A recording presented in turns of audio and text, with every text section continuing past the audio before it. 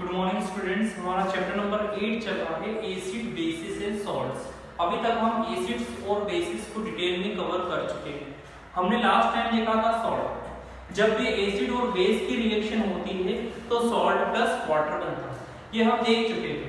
अब हम देखेंगे नेमिंग सॉल्ट्स कि इन सॉल्ट्स का नाम कैसे बनता है। तो सबसे पहले हम देखें सॉल्ट। सॉल्ट क्या होता है?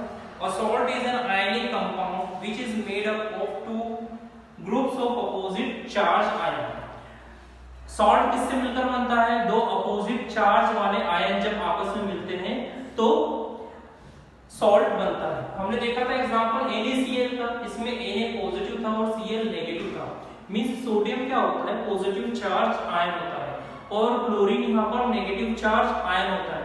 मींस यहाँ पर ऑपोजिट ग्रुप के चार्जेस मिले हैं और एक सॉल्ट का फॉर्मेशन हुआ है। अब हम देखते हैं कि इनका नामकरण नोमेनक्लेचर ऑफ सॉल्ट कैसे होता है। Names of salts are derived from the names of the metal contributed by the bases and the radical contributed by acids।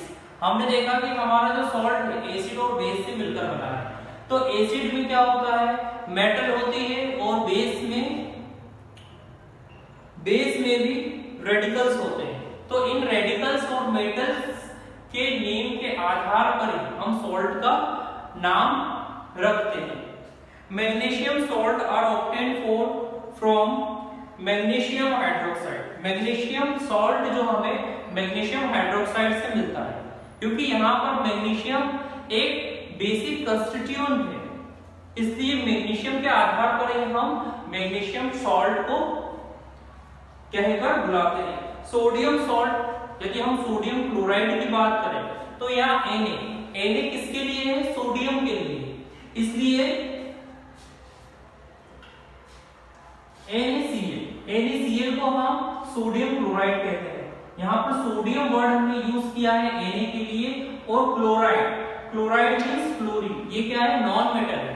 Metal जितने भी होते हैं उनपे हम EM लगाते हैं। EM सफिक्स जिसमें भी लगता है वो सारे मेटल होते हैं और जिसमें आइड लगता है वो क्या होते हैं? नॉन मेटल होते हैं। इसलिए जो हमारा सॉल्ट का फॉर्मूला है वो है सोडियम क्लोराइड NaCl। सल्फेट का फॉर्मूला होता है SO4 double negative. SO4 double negative ये जो कंपाउंड होता है इसे हम सल्फेट्स कहते हैं। Are obtained from sulphuric acid. ये जो सल्फेट है हमें किससे मिलता है? सल्फ्यूरिक एसिड से मिलता है और सल्फ्यूरिक एसिड का फॉर्मूला आता है H2SO4। इस एसिड में जो मेन कंस्टिट्यूएंट होता है वो होता है सल्फर।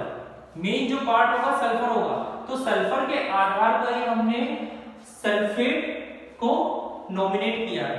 यहाँ पर हमने सल्फेट क्यों कहा है? क्योंकि सल्फ्यूरिक एसिड का मेन कंपोनेंट सल्फर होता है। Properties of salt. अब हमारा नेक्स्ट टॉपिक है इसमें properties of salt. Salt form by the combination of acids and bases through neutralisation reaction. Salt को हम कैसे बनाते हैं? जब एसिड और बेस की रिएक्शन होती है दोनों का नेचर अलग है, जब इन्हें हम कंबाइन करते हैं तो एसिड बेस के इफेक्ट को न्यूट्रल करता है और बेस एसिड के इफेक्ट को न्यूट्रल करता है। मींस यहाँ पर टोटल ये जो सॉल्ट मेकिंग की प्रोसेस है ये क्या होती है? न्यूट्रलाइजेशन प्रोसेस, क्योंकि इसमें अम्ल और क्षार दोनों की प्रकृति का उदासीनीकरण होता है। मींस यहाँ पर क्या हो रहा है? एसिड और बेस के नेचर को हम न्यूट्रलाइज कर रहे हैं। Salt are mostly soluble in water. जितने भी सॉल्ट होते हैं वो वाटर में डिसॉल्व होते हैं, क्योंकि जितने भी सॉल्ट है वो आयनिक कंपाउंड है। आप देख सकते हैं यहाँ पर आयंस है, Na पॉजिटिव होगा और Cl नेगेटिव होगा। Na पॉजिटिव और Cl नेगेटिव है, तो जितने भी आयनिक कंपाउंड होते हैं वो वाटर में सोल्युबल होते हैं। तो हमारा जो सोडियम क्लोराइड है वो एक आयनिक कंपाउंड है, इसलिए ये वाटर में इजीली डिसॉल्व होता है। It's acidic and basic nature depends upon the strength of acid and base. यदि हम सॉल्ट को देखें तो सॉल्ट का नेचर या तो एसिडिक भी हो सकता है या बेसिक भी हो सकता है। कब होगा ऐसा? जब हम एक स्ट्रॉन्ग एसिड की रिएक्शन वीक बेस के साथ करेंगे तो सॉल्ट तो बनेगा, लेकिन उस सॉल्ट का नेचर क्या होगा? स्ट्रॉन्ग एसिड के कारण उसका जो नेचर है वो एसिडिक होगा।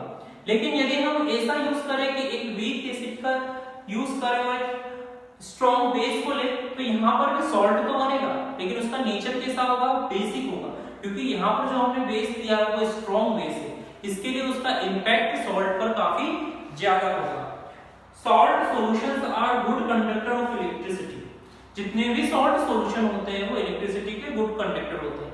यदि हम डिस्टिल्ड वाटर की बात करें, जो वाटर हम यूज करते हैं जो एकदम प्योर स्टेट में रहता है, ऐसा वाटर जिसके अंदर सिर्फ H2O के मॉलिक्यूल के अलावा और कोई भी मॉलिक्यूल नहीं होते हैं, तो इनमें यदि हम इलेक्ट्रिसिटी का फ्लो करते हैं तो इलेक्ट्रिसिटी फ्लो नहीं होती। लेकिन हम बात करें टैप वाटर की, एक ऐसा वाटर जिसमें इंप्योरिटीज मिली है, डोपिंग है, या हम कहें कि सॉल्ट मिला हुआ है, तो वहां पर क्या होगा, जैसे ही हम सॉल्ट को वाटर में मिक्स करते हैं तो वाटर के अंदर फ्री आयंस मिलते हैं, Na अलग हो जाता है, पॉजिटिव मॉलिक्यूल Cl नेगेटिव अलग होता है, तो यहाँ पर फ्लो ऑफ फ्री आयंस है।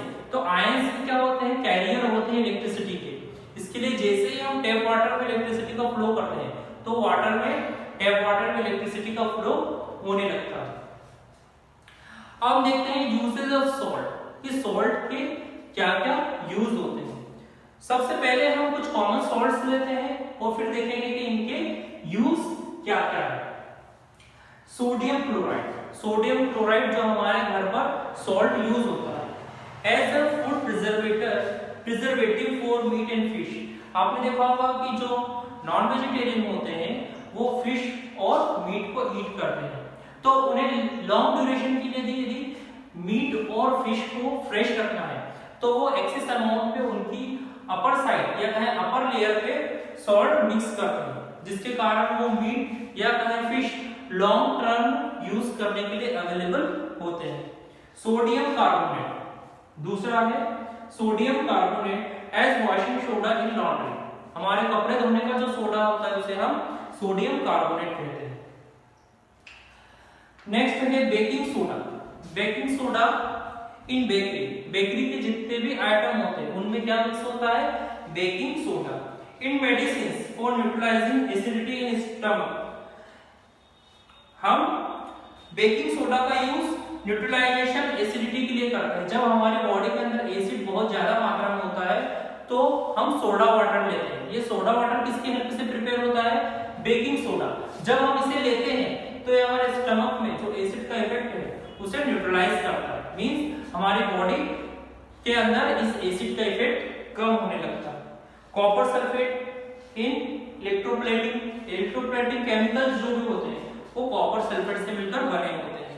इन डाइंग क्लोथ्स, यदि हम क्लोथ में कलर कर रहे हैं, कलर चेंज कर रहे हैं तो वहां पर भी कॉपर सल्फेट का यूज होता है।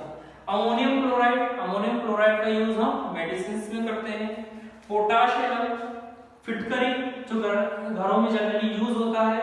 इन प्यूरिफिकेशन ऑफ वाटर, जहां पर भी वाटर को हमें प्यूरिफाई करना है, आप देखेंगे कि जो हम वाटर लेते हैं उसके अंदर बहुत सारे सस्पेंडेड पार्टिकल्स होते हैं जो वाटर में पूरी तरीके से मिक्स नहीं होते, लेकिन हमारी बॉडी के लिए हार्मफुल होते हैं। तो इस कंडीशन में यदि ऐसा वाटर हमें ड्रिंक करना है तो हम उसमें थोड़ी सी फिटकरी को मिक्स करते हैं, एलम को। ये सॉल्ट क्या करता है, जितने भी वाटर में सस्पेंडेड पार्टिकल्स होते हैं उन्हें नीचे कलेक्ट करता है। जो हमारा वाटर का पॉट होता है उसके बॉटम में सारे सस्पेंडेड पार्टिकल्स कलेक्ट हो जाते हैं। इस तरीके से हमने देखा कि इन सॉल्ट्स का यूज क्या क्या होता है। अब नेक्स्ट हमारे पास टॉपिक है न्यूट्रलाइजेशन। न्यूट्रलाइजेशन मींस जिसमें हम एसिड और बेस के इफेक्ट को न्यूट्रल करते हैं। यहाँ पर इन दोनों के नेचर को हम, जब एसिड और बेस के रिएक्शन करते हैं तो एसिड का नेचर अलग होता है, बेस का नेचर अलग होता है, लेकिन जब ये आपस में कंबाइन होते हैं तो सॉल्ट और वाटर बनाते हैं। यही प्रोसेस हमारी न्यूट्रलाइजेशन प्रोसेस